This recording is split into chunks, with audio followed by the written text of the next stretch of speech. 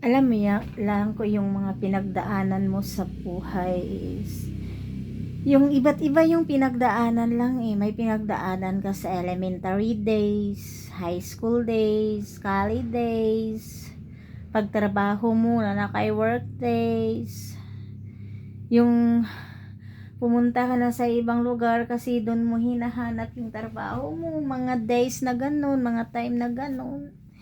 Iba din yung nag-aasawa ka, yung mga moment na nag-aasawa ka, iba din yung na moment na nasa bahay ka lang sa puder ng magulang mo, iba yung pangyayari sa ganun lang. So, yung mga pangyayari natin eh tayo lang ang main character eh, no? Sa buhay natin. Halimbawa, magulo yung mundo mo. Halimbawa, yung hindi ka katilinuhan, so yung nagdidikta sa buhay mo is yung mama mo, no? Nagdidikta sa buhay mo, yung mama mo.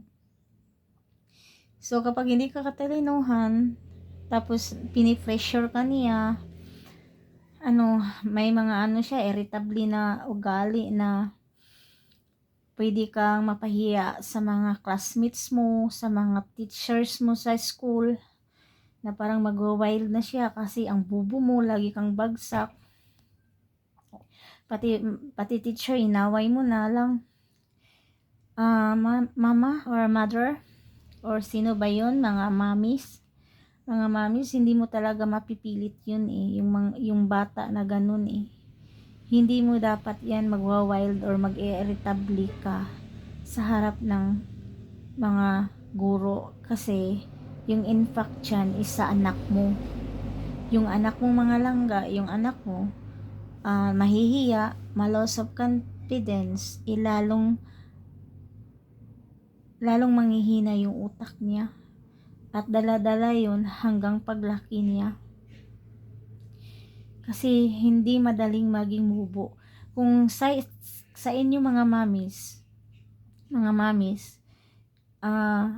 kung hindi madali kasi yung anak mo bubo, hindi din madali sa iyo mami, yung parang nagagalit ka. Instead, ikaw naman talaga yung comforter dapat. Ikaw yung mag-comfort ng anak mo, mag-a-advise, mag-alam-alam ba. Yung ikaw yung advisor niya, yung mapagsabihan niya, yung tutulong sa kanyang kahinaan or weaknesses. Ikaw pa yung parang tiger, paano yun marirecover ng anak yung pagkabubo niya, yung napakahina ng utak niya. Iyon eh, tutulungan mo yan eh, anak mo yan eh.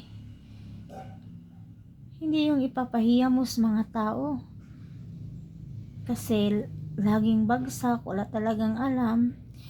Ang gagawin mo is magko-comfort ka sa anak mo at tuturuan mo at sabay kayo at sasabayan mo siya sa hamon ng buhay niya.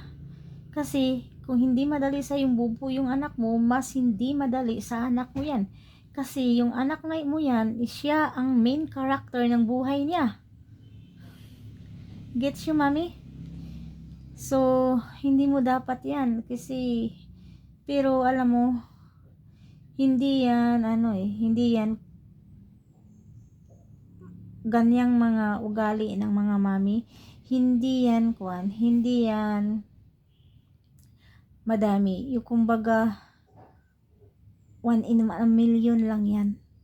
Pero kadalasan kasi sa mga mami, yung nakikita ko, sobrang mapagmahal sa anak at laging nakaguide sa anak kahit may weakness, siya pa mismo ang nag-a-up, tinutulungan niya yung anak, ganun. So mga moment na ganun, sana lang mga mami, yung weakness ng anak natin, tayo ang magtaas, kita ang magpataas, kita ang encourage na sa ihang mga weakness, na pay mga mga laing pamaagi or to comfort and to love, naagid ta kanunay sa iyang side because dili lalin maging bubo